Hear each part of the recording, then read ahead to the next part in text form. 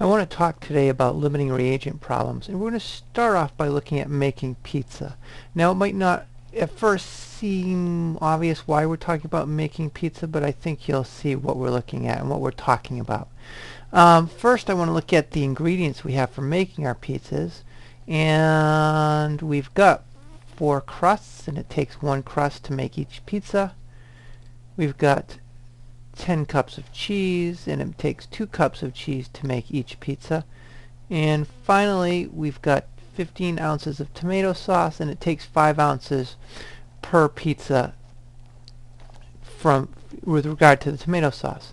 So how many pizzas can we make? Well, let's look at that. And we're going to look at this by doing dimensional analysis.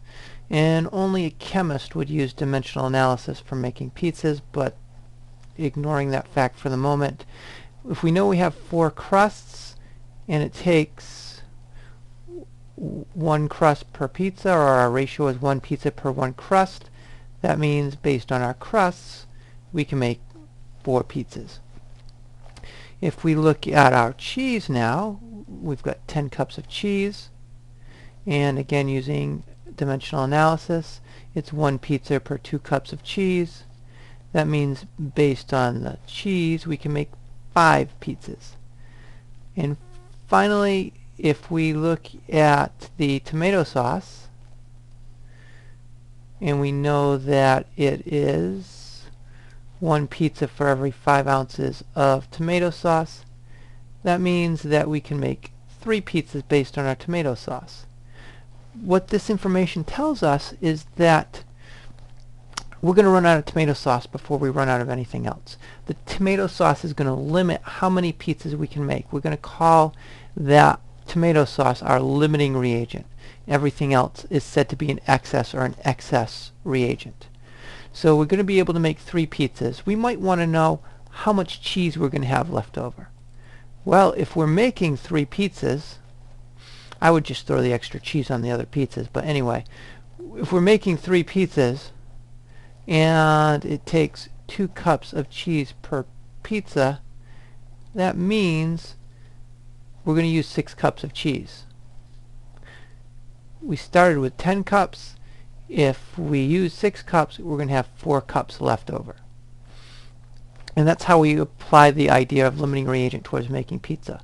Let's look at a more chemical example. So let me clear the screen.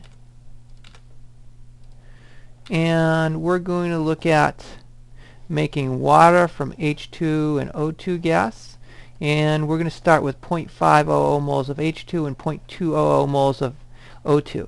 So let's see how much H2O we can make from each of those.